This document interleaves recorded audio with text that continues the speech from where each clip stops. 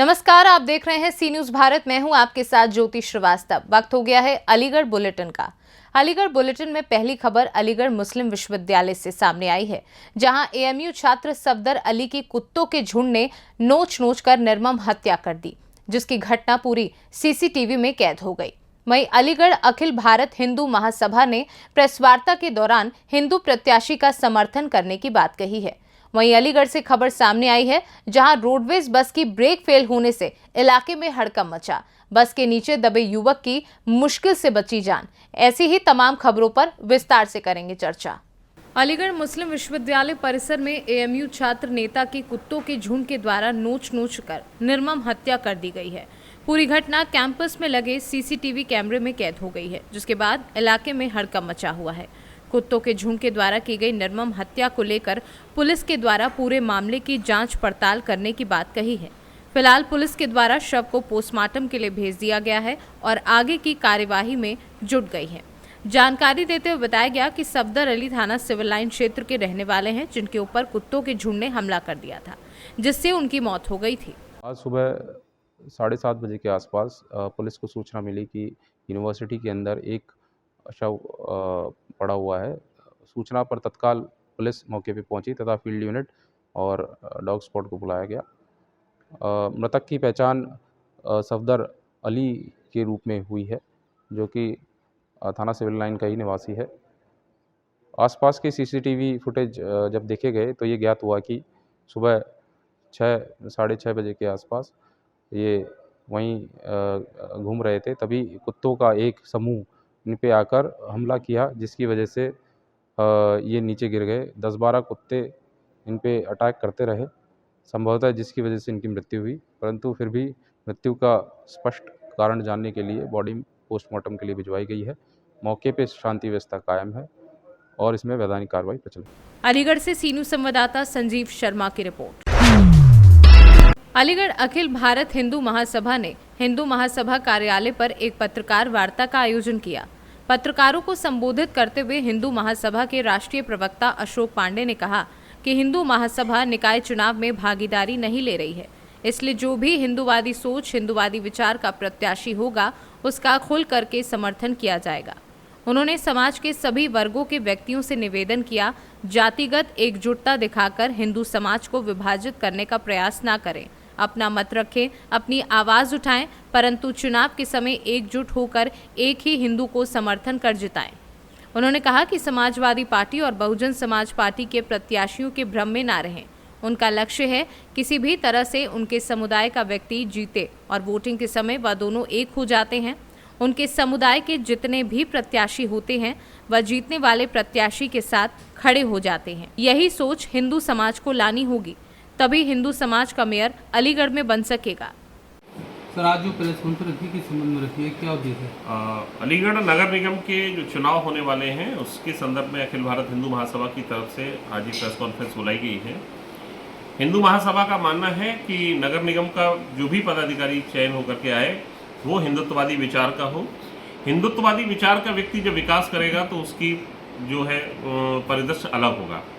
तो हम आज यही मांग करते हैं समूचे हिंदू समाज से कि एक मत होकर के एक प्रत्याशी ऐसा चुने जो महानगर के विकास की चिंता करे, समाज के सुदृढ़ होने की चिंता करे। जिस तरह का हाल पिछले 5 साल से अलीगढ़ नगर निगम का है, वो ना हो।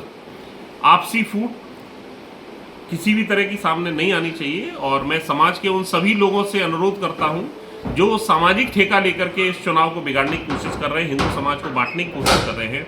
ऐसे समाज के ठेकेदार जिनको शायद अपने परिवार के भी वोट की उम्मीद ना हो और वो समाज के ठेकेदार बने हुए हैं, मैं उन सबसे अनुरोध करता हूं कि एक मत होकर के राष्ट्रवादी सोच के साथ इस चुनाव में उतरे, और जो भी व्यक्ति चुन करके आए वो सर्वसम्मति से आए। हमारा अखिल भारत हिंदू महासभा का स्पष्ट एजेंडा है, हिंदू समाज का व्यक्ति चुन करके आए जो सनातन संस्कृति, सनातन परंपराओं, सनातन मान्यताओं को समझते हुए देश के ही नहीं अपितु समाज के, संपूर्ण भारत के विकास में योगदान दे। ऐसे व्यक्ति का चयन होना चाहिए। किसी भी सूरत में आपसी फूट इस चुनाव में हावी ना हो, जिसका परिणाम हमने 5 साल पहले देखा था, उसकी पुनरावृत्ति नहीं होनी चाहिए। ये उद्देश्य, यही मांग हमारी आज समाज से है। हिंदू महासभा इस बार किस पार्टी के प्रत्याशी को जो है मेयर पद के लिए हिंदू या महासभा पार्षद के लिए हिंदू महासभा लाने के लिए वो है। स्वयं समर्थन इस किसको चुनाव करेगी? में, बिल्कुल बात सही, हिंदू महासभा स्वयं इस चुनाव में भागीदारी नहीं ले रही है। निश्चित रूप से जो भी हिंदू कैंडिडेट होगा, जिसकी हिंदुत्ववादी सोच होगी, हिंदुत्ववादी विचार होगा, अभी प्रत्याशियों के नाम आ रहे हैं जो आ जाएंगे, निश्चित रूप से इससे तो हिंदू। ये लग रहा है कि बीजेपी का ही जो है हिंदू प्रत्याशी तो बीजेपी से ही खड़ा होगा। हाँ, अगर बीजेपी का हिंदू प्रत्याशी बीजेपी के खड़ा कैंडिडेट होगा, को हिंदू महासभा जो है सपोर्ट करेगी। 100% हम बीजेपी के प्रत्याशी को सपोर्ट करेंगे अगर वो हिंदूवादी सोच और हिंदूवादी विचार का व्यक्ति आएगा।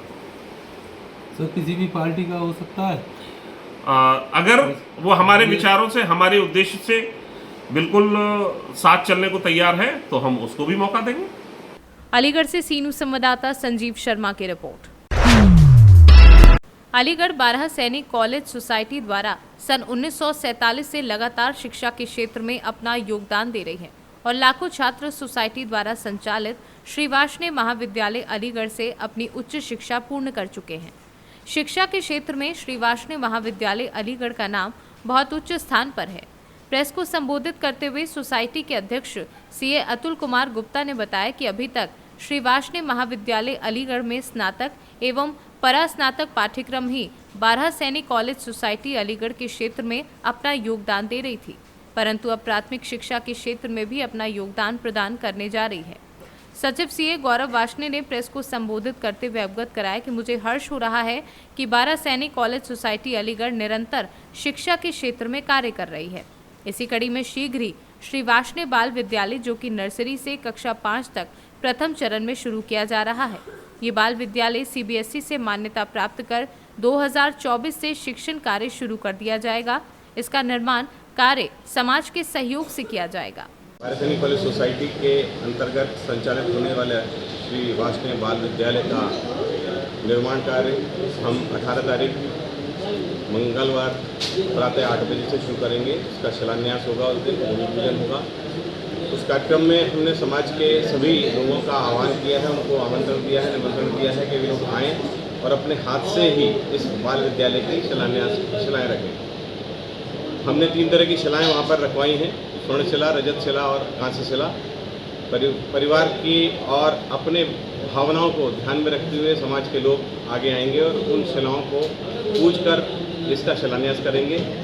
हमें उम्मीद है कि हम 1 से 1.5 वर्ष के अंदर इस निर्माण कार्य को पूरा कर लेंगे और 2024-25 का जो सत्र है उसको शुभारंभ कर पाएंगे, ऐसा हमारा मानना है। बाकी प्रभु की इच्छा, क्योंकि इस सब की प्रेरणा हमें स्वर्गीय श्री शेखर सराफ जी से मिली थी। उन्होंने उसके लिए स्थल भी तय कर लिया था, परंतु कोरोना की महामारी में उन्होंने अपना शरीर छोड़ दिया और अब उनका जो स्वप्न है उसको हम पूरा करने का पूरा प्रयास करेंगे।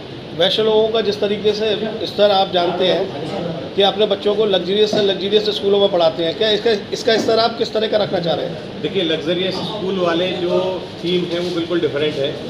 हम समाज के उन बच्चों को आगे लाना चाहते हैं जो किसी कारणवश शिक्षा नहीं ले पा रहे हैं, उनको शिक्षा देना हमारी पहली प्राथमिकता होगी और इसीलिए इस बाल विद्यालय में हम उन बच्चों को सबसे पहले प्राथमिकता के अनुसार एडमिशन देंगे जो बच्चे किसी कारणवश पढ़ नहीं पा रहे हैं।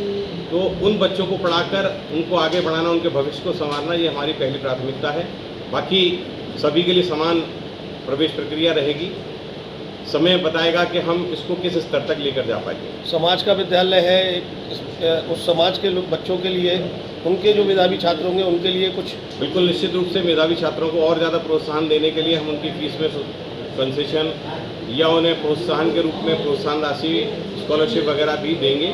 ऐसा अभी से हम सबका मन है कि समाज के बच्चे आगे आएँ और शिक्षा के क्षेत्र में अपना नाम कमाएं। ये कह देंगे। ये हम अपने 12 सैनिक कॉलेज सोसाइटी के अंतर्गत एक श्री वाष्णेय बाल विद्यालय का भूमि पूजन कराने जा रहे हैं 18 अप्रैल 2023 को प्रातः 8 बजे। वो हमारे इसी कॉलेज के प्रांगण में होने वाला है। ये बाल मंदिर की मांग तो बहुत टाइम से उठ रही थी, तो इतने वर्षों के बाद में नहीं, काफ़ी दिनों से उठ रही थी। हम लोग इसके लिए प्रयासरत भी थे और पिछले 2-3 साल से हमने प्रयास किया। अब ये शुभ दिन आ गया है कि हम उसका शिलान्यास करें। क्या मेन कारण रहा जिसकी वजह से ये इतना डिले हुआ? नहीं, डिले कुछ नहीं हुआ, कोरोना की वजह से कुछ हम स्टेप नहीं ले पाए, इस वजह से नहीं हो पाया। इनको कार्य प्रगति कर रहे हैं और समाज के सभी लोगों को जोड़कर इसको जो है संपन्न करें। कमेटी में उप सचिव वासनी महाविद्यालय प्रबंध समिति में ये जो नींव रखी जा रही है इतने वर्षों के बाद, ये सपना पूरा होने जा रहा है, तो क्या लगता है कि क्या इसमें नया नया कार्य है और क्या खुशी के लिए आप इसमें क्या करना चाह रहे हैं? देखिए, खुशी की अनुभूति इस प्रकार होती है कि हमें कुछ नया करने का अनुभव मिल रहा है। पहली बार में जीत कर आया चुनाव और पहली बार में हमें इतना बड़ा काम करने का मौका मिला है, अवसर मिला है। तो मैं चाहूँगा कि क्योंकि ये पीढ़ियाँ याद रखेंगी कि हमने वासनी महाविद्यालय के अंदर एक वासनी बाल विद्यालय भी शुरू किया और बाल विद्यालय का जो मोटिव था भी हमारे अध्यक्ष जी ने जिस प्रकार बताया कि उन विद्यार्थियों को आगे लाना है जो किसी प्रकार से पिछड़े हुए हैं, वो पढ़ नहीं पा रहे हैं। अपने समाज के उन विद्यार्थियों को विद्यालय में एडमिशन देकर हम अपने समाज के सामाजिक कार्यों को पूरा करेंगे, क्योंकि ये कार्यक्रम जो है ना विद्यालय का, उसका उद्देश्य ये है कि समाज के द्वारा समाज के लिए समाज से ही शुरू किया गया है। तो इस प्रकार से ये विद्यालय बनकर 2024 में तैयार हो जाएगा, जहाँ तक मुझे लगता है। और आप सबकी शुभकामना रही तो जल्दी करेंगे। सनातनी शिक्षा के लिए भी आपकी कुछ रूपरेखा है?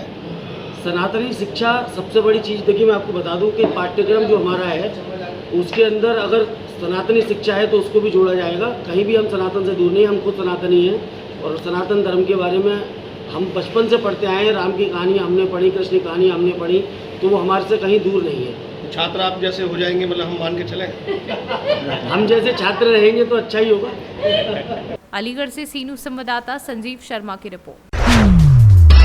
अलीगढ़ में रोडवेज की बड़ी लापरवाही देखने को मिली है। जहां रोडवेज के नाम पर लाखों रुपए खर्च किए जाते हैं, तो वहीं जमीनी स्तर पर रोडवेज का लाभ आम जनता को नहीं मिल पा रहा है।